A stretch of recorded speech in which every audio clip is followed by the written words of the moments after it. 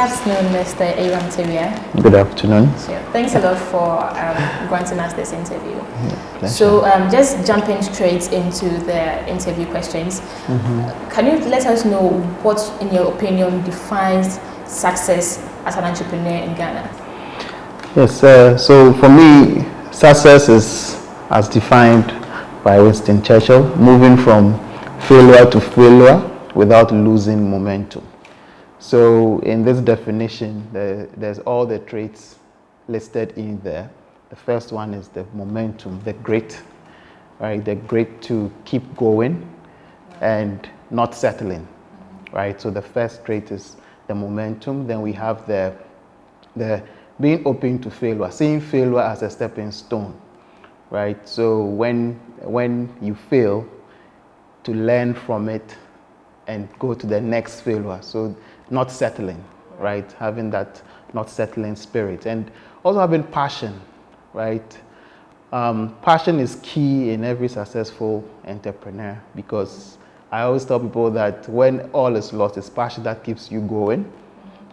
And then the last one is God-fearing. Through every channel, like no matter how you worship your God, just fear God. Putting all these four qualities together, what would you say have been your key learning points along this journey? Yes, a couple of key learning points. The first one is actually working in cooperation instead of competition, because that's from experience. Because I started with that foot, right, with me and my co-founder in the gaming industry. You know, it's new in Africa, so at first we were like flexing muscles. Who is who? You know, this one can write code, this can write code. But at the end, we realized that, hey, we have to rather combine our efforts. So working in cooperation instead of competition. So I have that collective mindset. So that's a key learning point for us, right? And the other one is the team. Make sure you invest in a good team, because a good team will always figure all the complex problems out.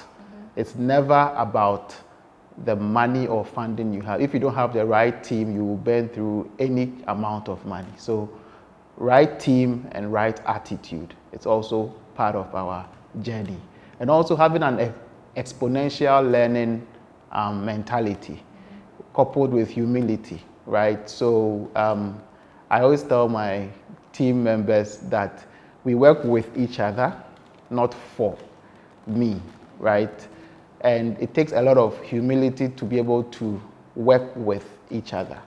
And once you start doing that, you have to learn exponentially. And when you learn exponentially, you have to start teaching the other person. So at Leti, we have start learning, start teaching.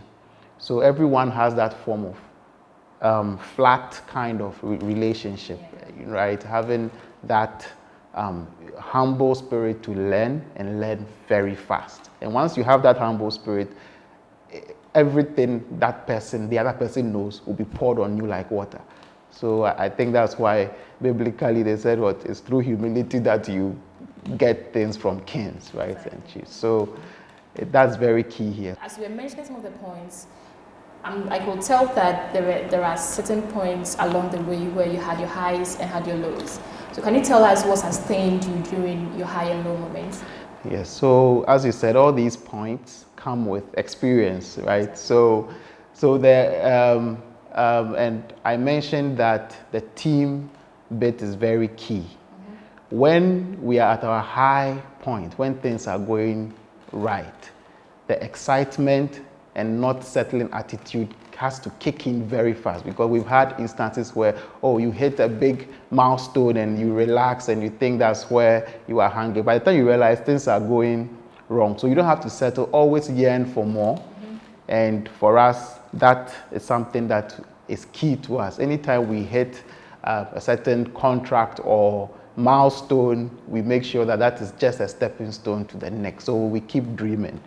In the low points, it's all about supporting each other as a team, right?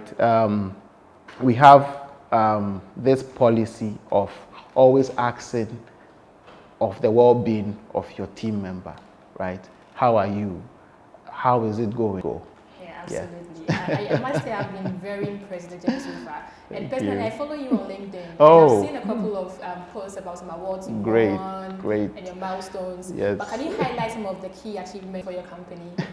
Yes, Leti has chalked a lot of milestones and major achievements. And for us, priding ourselves as one of the very first gaming company on this continent in the sub-region has been a big milestone, and bringing out the first iPhone game from the sub-region has been a milestone. Telling African stories through video games and digital comics from 2012 earned us to be one of the very first companies or black companies from sub-Saharan Africa to mount the stage in the Game Developers Conference that's held in San Francisco every year. And we were the first African, sub-Saharan African company to speak about the emerging landscape of the African video game development. And for me, I tell people that that has been my greatest achievement, because GDC is like the dream of every gamer, right? If you start knowing about games from primary school or nursery school, you see GDC. That's where all the big technologies are created and exposed. So for LetiArts to be mounting that stage, giving that talk has been an amazing milestone. Then, of course, all the awards that you are mentioning. We recently won the World Summit Awards as well in the Cultural and Tourism Technology category, which was amazing. Winning all these big companies. Yeah, 2018 has also been really, really, really amazing. Then, yeah, a whole lot. Africa Entrepreneurship Awards. Aside the awards, we've had remarkable milestones, launching the first cerebral palsy superhero, Kamza with Farida, creating African superheroes. The Black Panther story, we started telling it from our initiatives, right? Okay. So Black Panther, Marvel doing it with Black Panther, exposed the work that we've been also doing all over these years with Africa's Legends, which has been our superhero franchise that we've been executing for all this while. So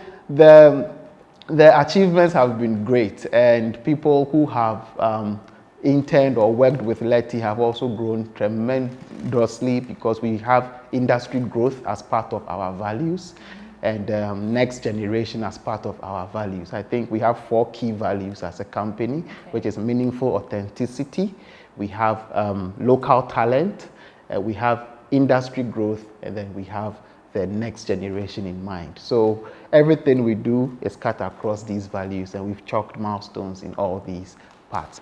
Now, when you were giving the point about the success journey, you made mention of the team. Yep. And I think for every entrepreneur, the team is very important along the way. Yep. And I even realized that your co-founder is a Kenyan, if I'm right. Yes, Kenyan. So what would you say informs your team formation process? I'll bring it to the gaming industry, because the gaming industry is a field where every skill set is needed, right? It's a field that brings arts, extreme arts and extreme science together, right? So you work with extreme 3D designers, film storytellers, directors, musicians to build the creative aspect. And the technical bit also comes with the AI, with the coding, with the technology and all that. So when forming a team, a basic game team, you need a balance of both, right? Arts and science. So for us, forming a team, we look at that form of skill set, but we balance weaknesses, because you can't come in my team and say you are strong in something and then you are not able to deliver. So what we do in the gaming industry is to let you understand that, look, it's okay to know just writing, so that you focus on the game writing. Then we bring in someone who transposes your writing into a technical format. Then you can learn from that person. But there are people who do that, to put your, like, the story into a game, into gaming language or game story. So there are courses called Writing for Games. And even that whole industry is not here in Africa. We are now bringing all that. So you can see the pie is very big, right? So through our self-taught initiatives, we are able to bring team members in that light. And as I just mentioned, there are, and you get there, I'm sure, the challenges is skill set. We don't have them within our game industry. So we have to learn exponentially for some people to assume roles. So you can be a great writer, you come in, you need to learn again to assume a certain role to write for the game. And then we bring programmers who also have to balance their weaknesses, front-end designers, AI designers, gameplay programmers. So there are all these roles within the gaming industry which is very necessary. So we consider that very much, skill set balancing and honesty in terms of balancing weaknesses. Then we bring them together. Another thing which I introduced recently was, I'm a yearly fellow as well, so I learned something when I went for my yearly fellowship. I learned about character balancing, right?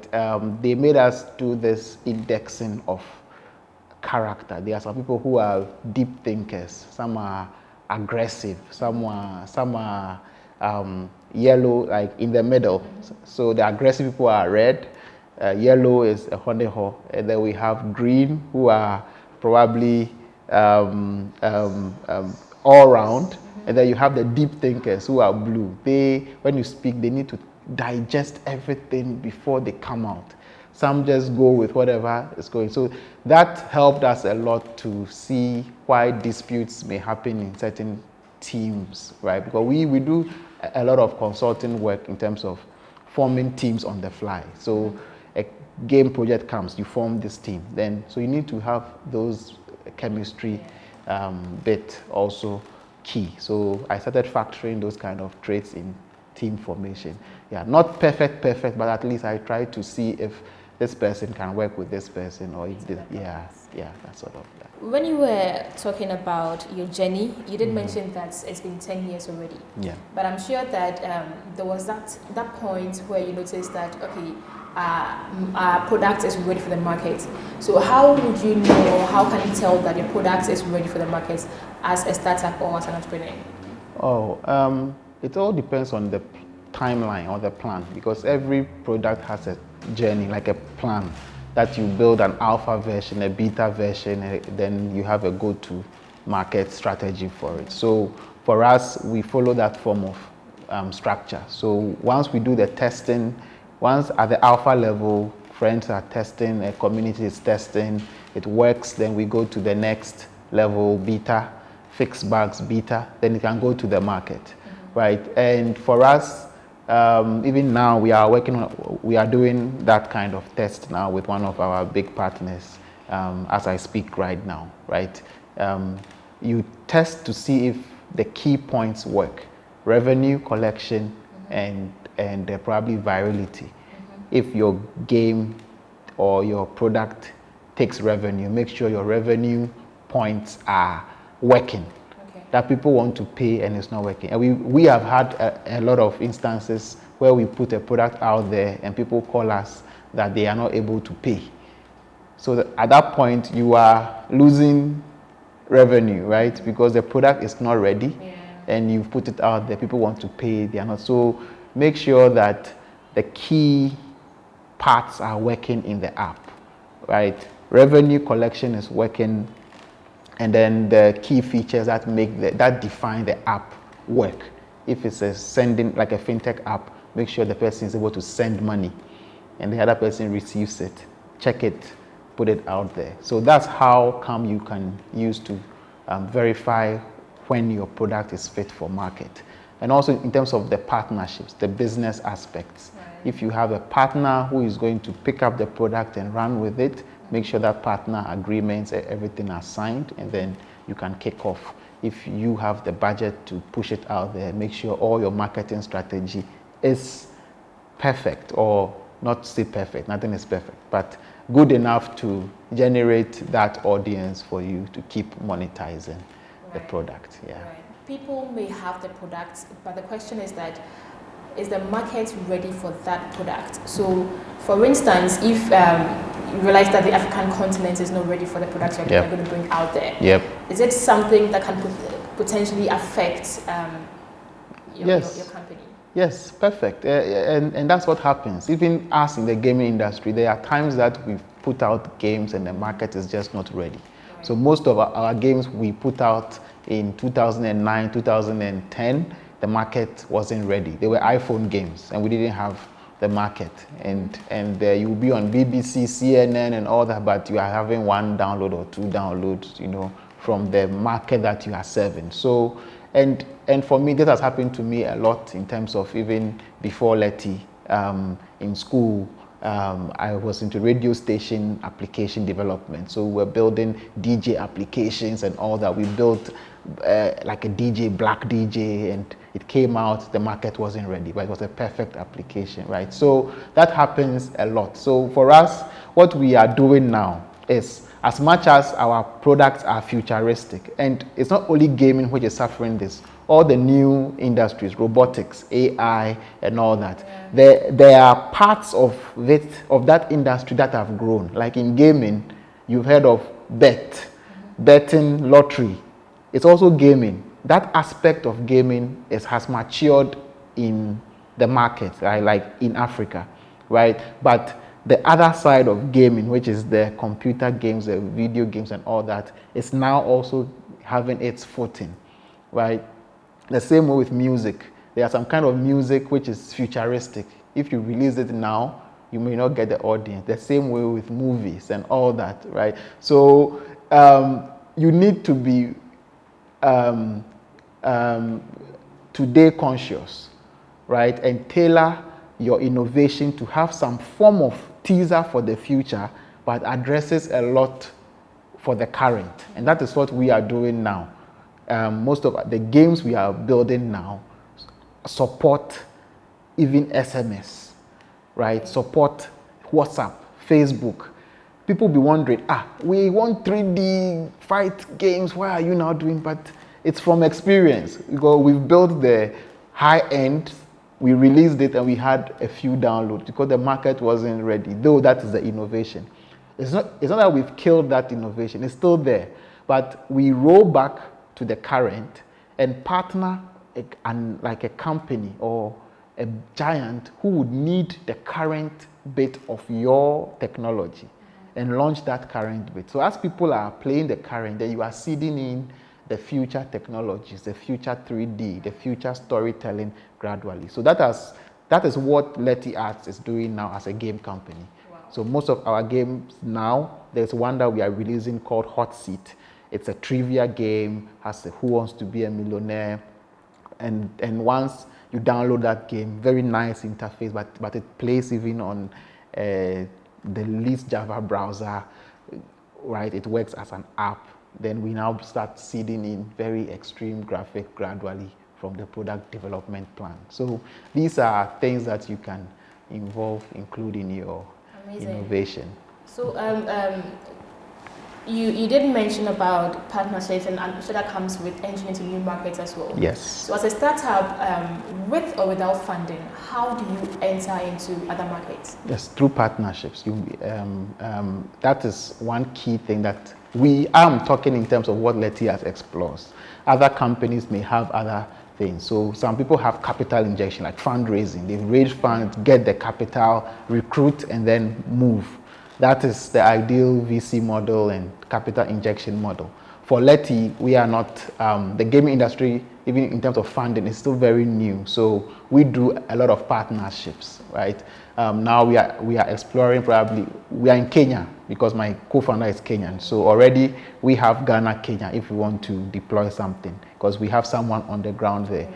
To go to Uganda, we need a local partner. To go to South Africa, we need a local partner. So though we have a contract, let's say with the biggest telco that is in all these countries, if you want to start a service there, you need a local partner, a local team there to scale. So it's two things.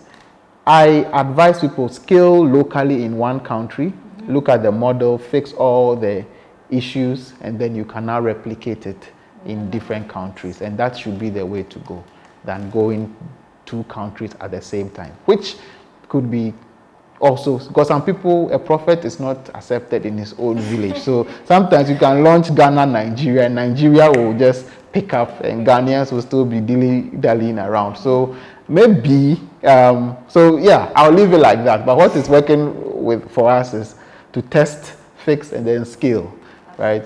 Some people may have the other way to scale in a lot of markets and fix and figure out which one is working.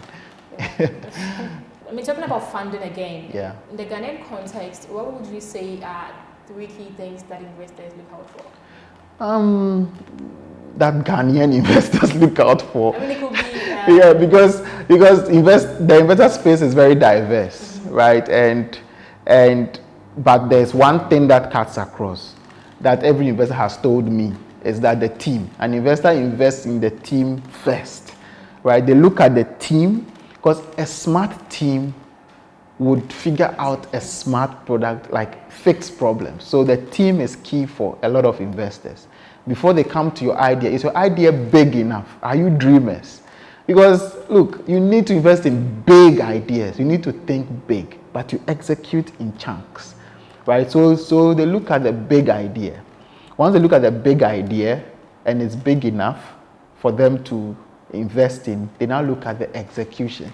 Because a lot of people talk in the future, right? There are a lot of talkers who talk about what they are doing, but what is now. So once the investor gets into the now bit, then that is where you get your investor. A strategic investor would now see the loopholes in your execution and pad it with you. Another one will just give you money and wait for you to figure out. Yeah. That's so insightful, I must say. So for startups that are looking forward to raise their first round of funding, Yeah. what would be your top tips for them? Yes, I just ended the strategic investor, right? Make sure you go in for a strategic investor. A strategic investor is someone who has the skill that you need as well. An investor, not just money, right? An investor who has the skill and will be part of that team, not just the money.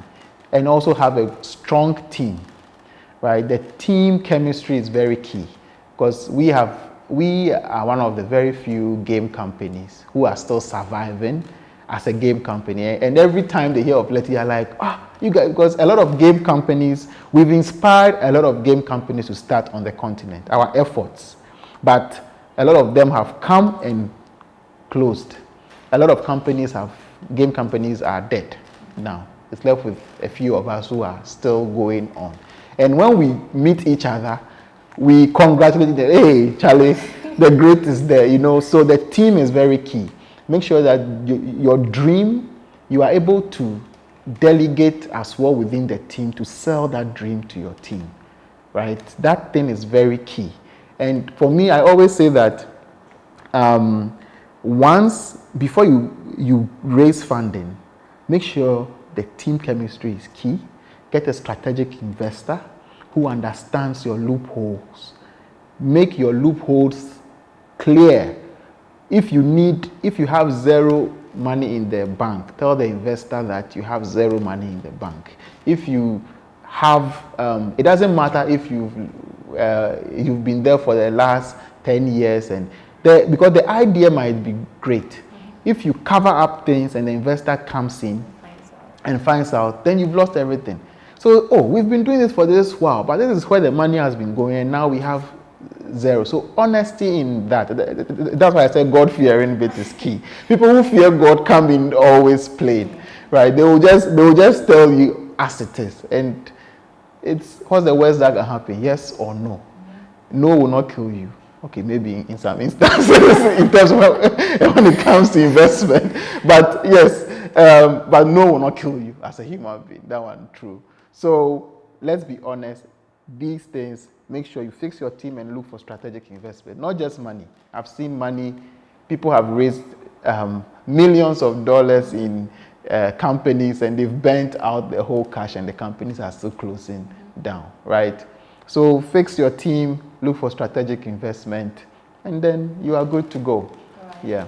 So narrowing it down to LetiArts, how have you been raising your funding so far? Yeah, so for us, we've only had seed funding. The rest have been self-generating. every game company or creative company now in our space works on potential numbers because we don't have the data. We are building our data as we go on, right? So if I deploy a game and I get 10 downloads, I'll log it down that there are 10 gamers in Ghana. That is the opportunity we have. So over the past 10 years, we have a lot of data, character, behavior, culture, and all that, which when an investor comes and a VC wants to invest in a game and comes, no, the market is very funny. There's potential, but you need to be able to go in the mud with us on the ground. How many investors are ready to do that? No. So your investor will come who is ready to do that. They will definitely come. But before that, we need to self-fund. So we've invested hundreds of and thousands of dollars on our own in terms of the revenues that we generate.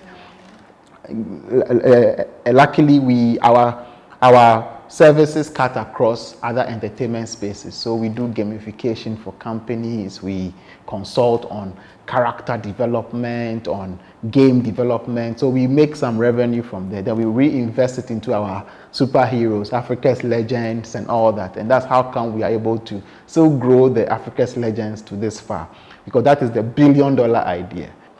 I'm sure from then till now, some strategies have been put in place that has ensured that you grow from time to time. Yeah. So what would you say are some of the key growth strategies that have worked for you as LetiArts? Yes, so for our growth strategies, mostly we do a lot of partnerships to scale our technologies.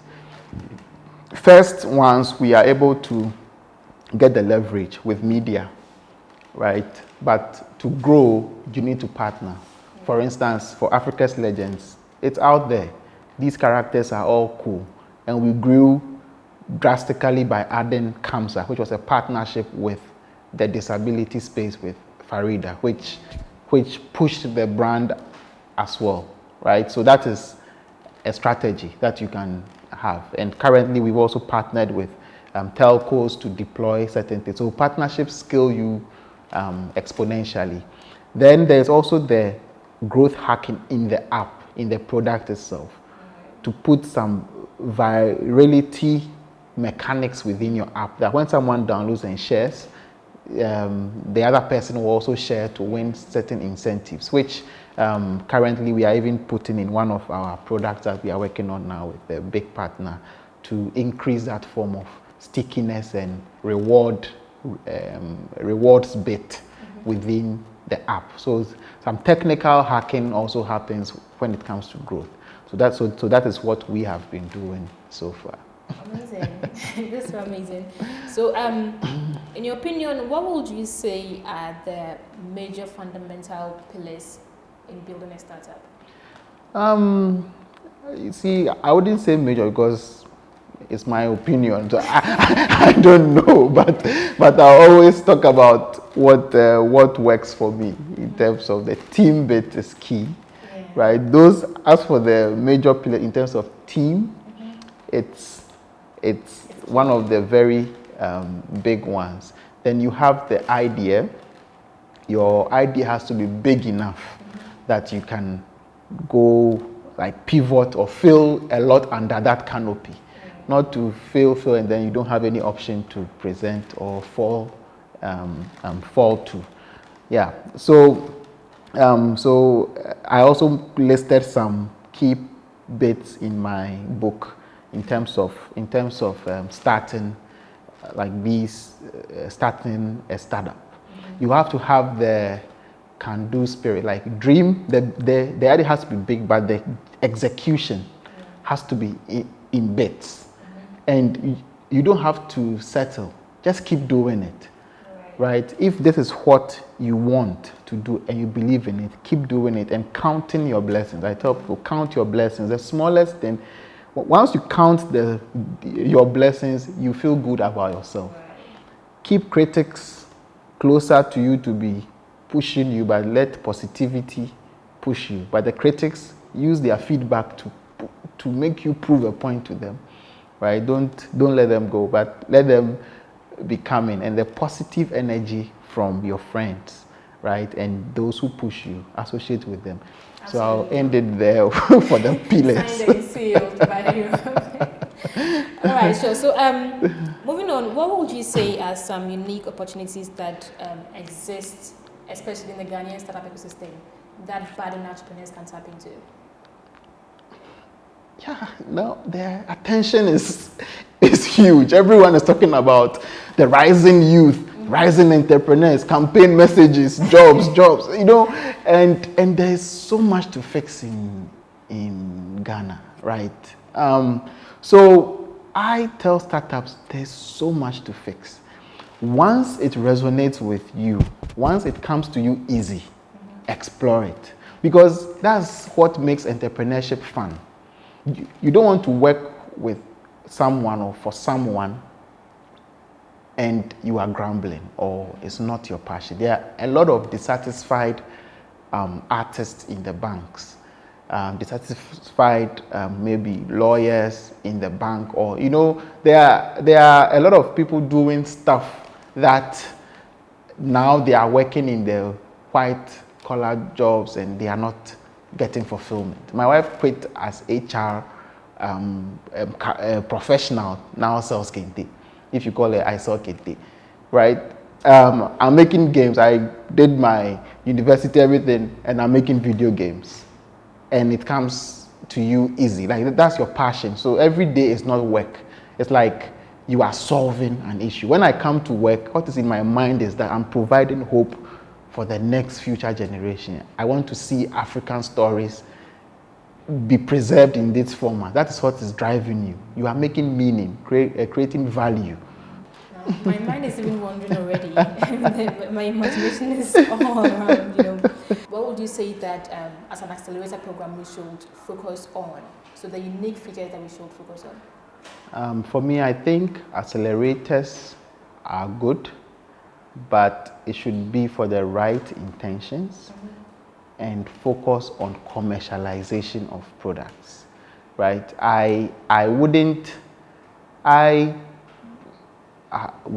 Together with some friends, also did some analysis on accelerators and incubators globally, and we're trying to see what they could be doing better, which I feel that commercialization, to be part of the pie, right? Not to, an accelerator shouldn't be like, an entrepreneur has to do this, has to be this, has to be this. It has to be, okay, like what God did with Moses. Moses said, I couldn't talk, I stammer. God said, bring your brother Aaron, right? Aaron will talk for you. An accelerator should come with that mindset, right? You can't talk. I am the head of this accelerator. I started, I can speak for you. Follow me, let's go and close this deal. Your deal, your innovation is amazing. I'm part of your team. I'm part of your board. That, if you do that, you would grow way faster than what is happening now. So if you can introduce that in your models, in the acceleration model, which is called commercialization, then I think you will make better outputs in the shortest possible time. Let's commercialize the innovations right from now, right? Together. Right. Because you guys will have the investors, you guys have all that. If you bring a lot of startups under you, make sure those startups are also part of you and you are commercializing them. Don't bring anyone if you don't have the time for them. Right? Yeah. So, in your opinion, which of these two would you say is ideal for the growth of a startup? So, would you choose volume or you would choose value? Value. Yeah. And finally, in a sentence or two, what would be your final words for new startups? So I have a couple, but I'll just sum it up. I always say that be richer in passion than in money, because money comes in fast, right? The money is important too, but focus on the passion and the value. Once you provide that, the revenues will come. But don't focus on the money, because the money is an illusion. If you follow that, it will fade. And when it fades, you realize that you don't have anything concrete to hold on to, right? So focus on passion than money, because money comes and goes, and passion is what keeps you going. And also, I always tell people that school is necessary, but you are your own school. Have a teachable spirit and learn a lot, right? Teach yourself a lot, and yeah, you can scale exponentially when you learn a lot on your own. So these are words that I'll part you with. And also, look, dream big. Feel free to dream big. Don't let anybody say that you are dreaming too much. Dream big, right? I mean, my next dream is I'll go to Mars and all that, but not now. When they go like 10 times, and I'll go. But I'll definitely rent a spaceship to space. That is how big my dream is. I'll be renting a spaceship. And what space, right? So dream big, but make sure you execute daily. Have an entry point in the dream. That's what makes the difference. People dream big, they don't have the entry point. You dream big, but have the entry point to the execution. And another one, Ghanaians don't like that. Share ideas. Everything you've thought of, someone has also thought the same. So share your idea. That's how God gives you feedback. If God educates or preaches through people, right? So I tell you something, then the person will give you feedback. You're like, oh, okay. You understand? So share your ideas. For me, I always share all my ideas, and I get a lot and make it into something else before I execute. So do that a lot as well. Amazing, okay? Amazing. Thank you so much. I feel like an entrepreneur right now listening to all these. Thank you. Thank you for having me. Thank you so much for your time. Sure. Thank you for having us as well. All right.